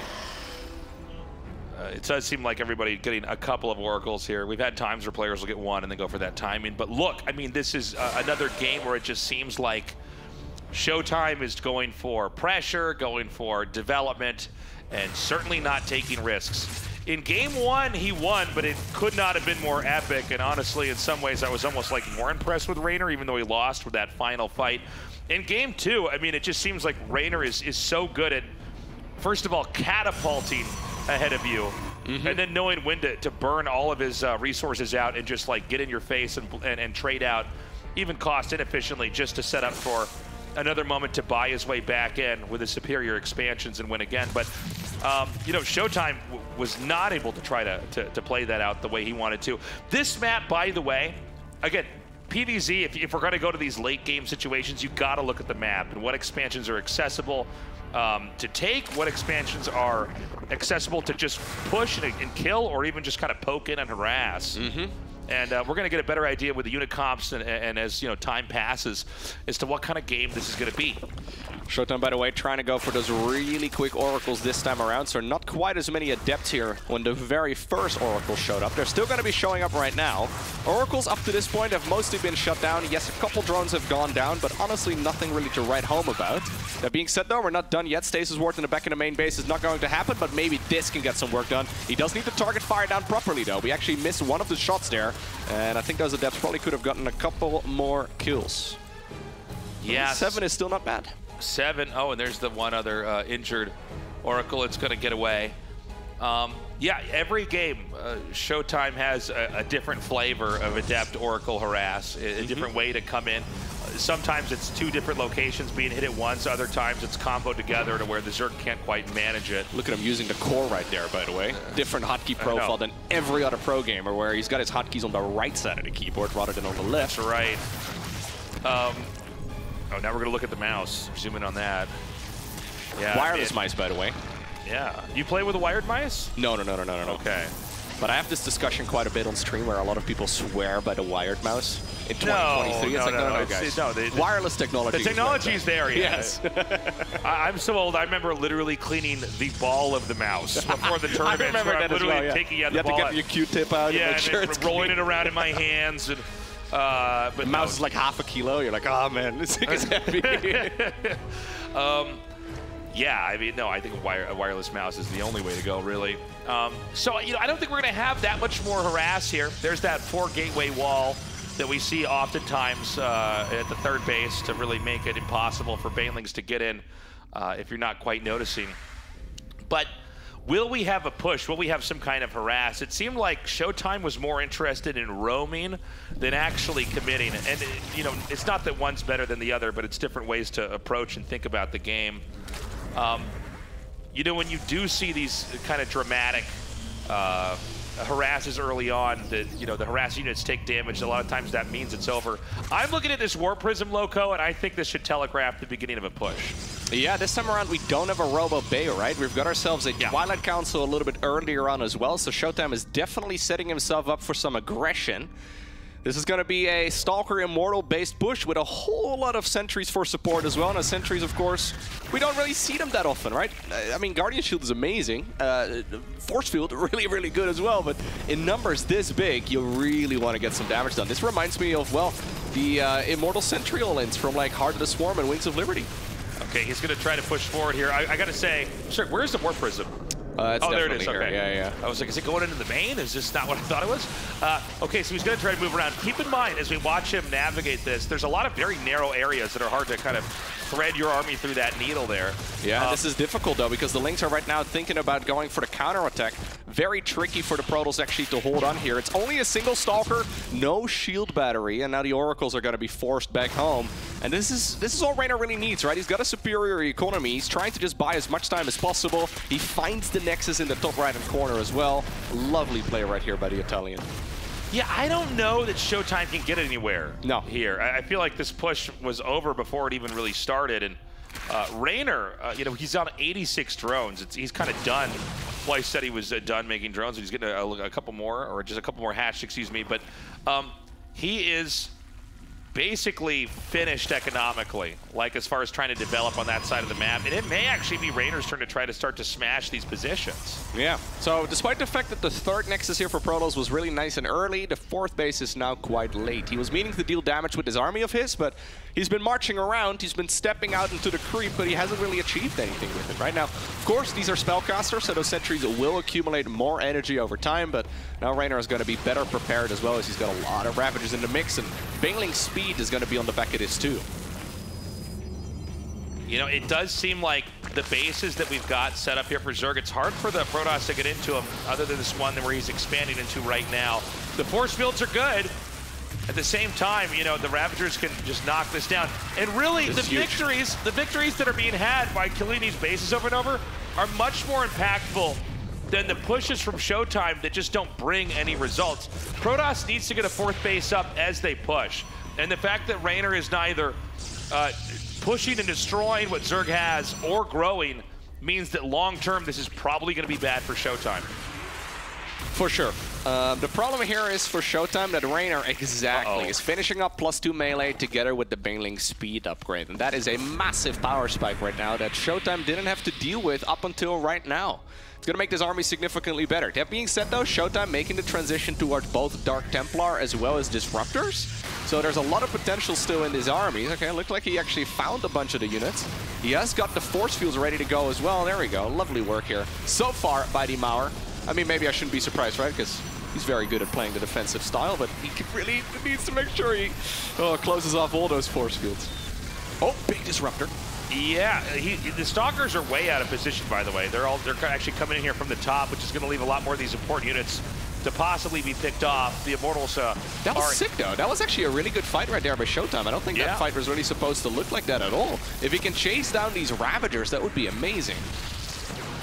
How many Lings are there still out on the map? Okay, there's 71. I don't know where they are. Okay, they're actually just reinforcing this right now. I see.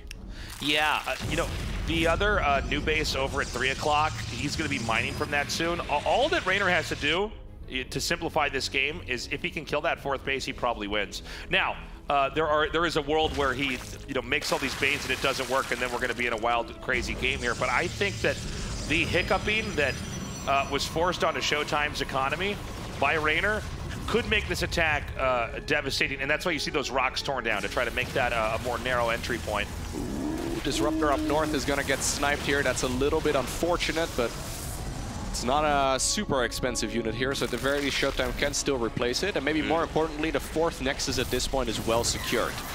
Here's the problem, though. Yeah, Reynor is going to get more powerful from here. He's got about time. There's not enough oracles to stop those Banes.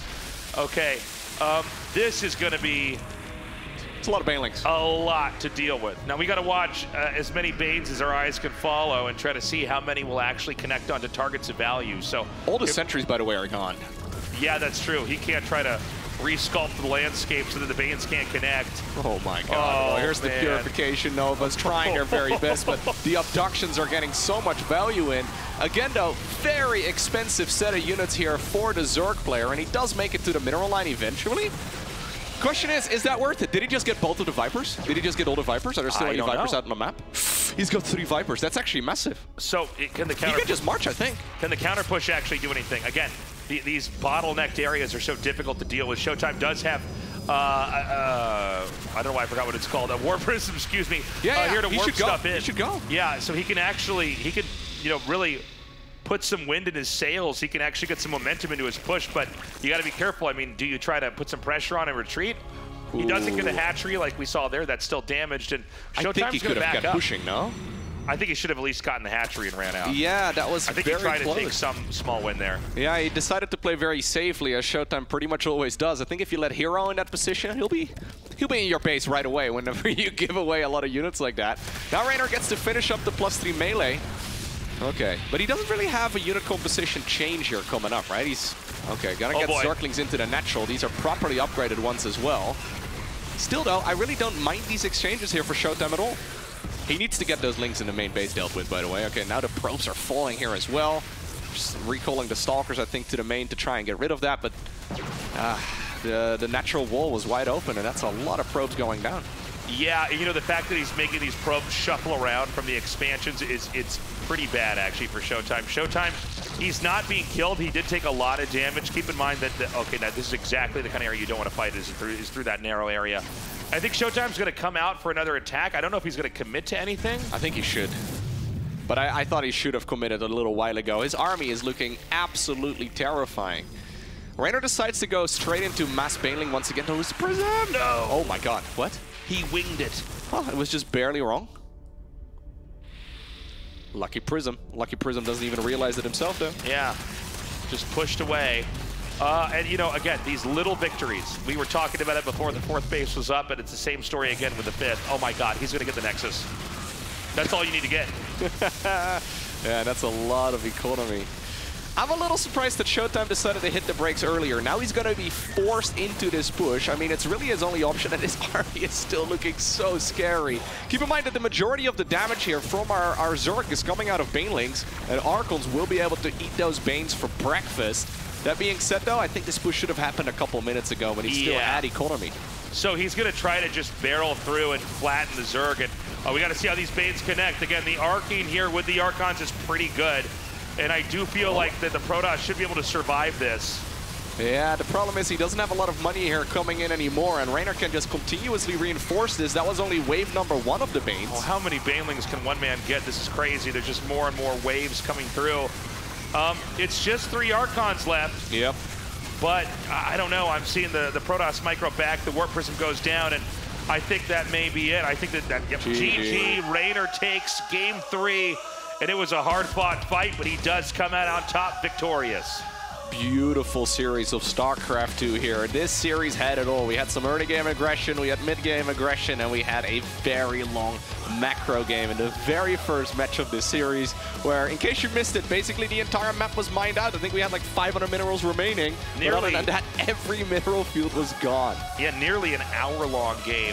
Well, I'll tell you what, ShoWTimE was really impressive.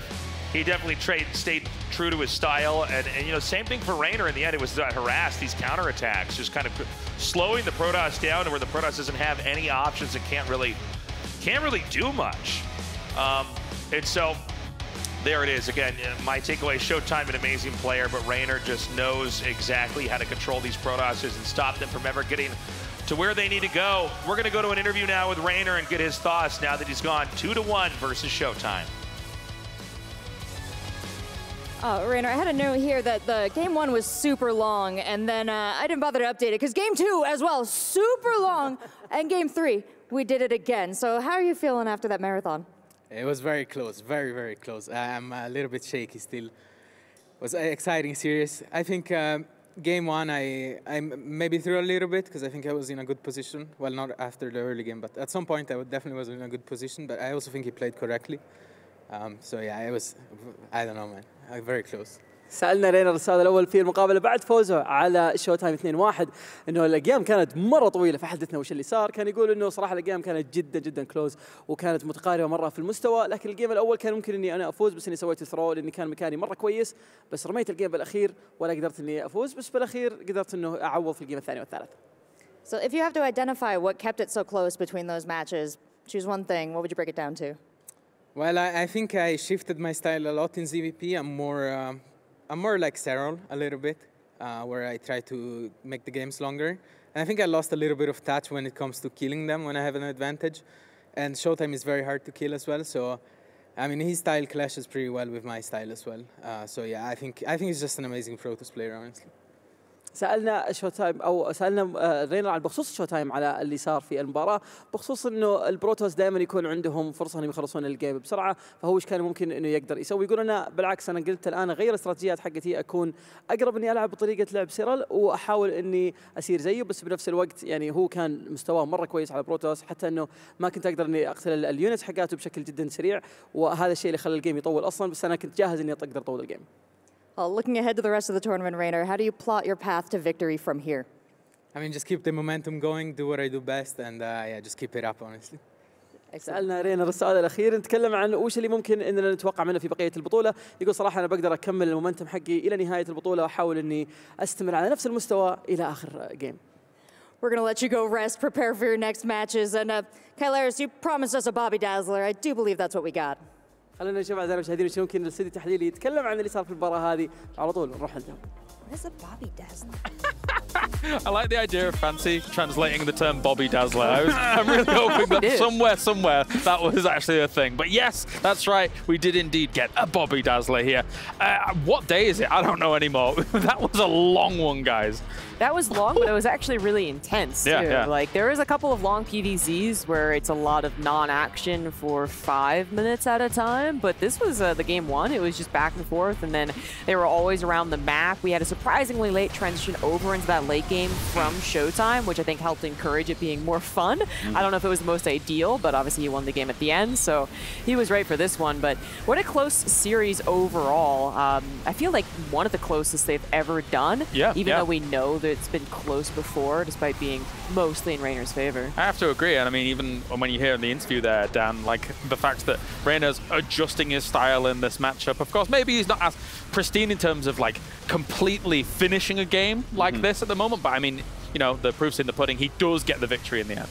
Well, I mean, especially there when you're going up to like 100 drones in those games immediately and then just railing in with those Banes, it makes sense. But yeah, you can kind of see there is a little bit of changes going on in this matchup on both sides, really, not just from Reynor, but, you know, obviously we've had a lot of like the blink attacks and everything, but the way that ShoWTimE did get into some of these late games with the more gateway-centric, with the later Stargate units, it certainly is making more entertaining games, I think, and we've seen this from some of the other Protosses too, where normally the map is going to be mined out at about 30 to 35 minutes, but we're getting to 45 and there's still bases left because there's so much battling. Yeah, and it's just a lot of carriers slowly moving around, kind of menacingly looking at it from a distance, not really doing a whole lot. But yeah, so it was an interesting series from, again, ShoWTimE's perspective. And ZG, a little bit of a shame, obviously, that ShoWTimE's not able to prevail in a very heated matchup against someone like a Reynor. We always expect kind of Reynor to be the favorite, but ShoWTimE was close here. Yeah, I think there's always a little bit of that bias. We want to talk more about the underdogs. It's a more interesting story. Yeah. And I'd say that's usually the case and would be the case here today, but as I prepared to talk about like, oh man, ShoWTimE so close once again, it always happens.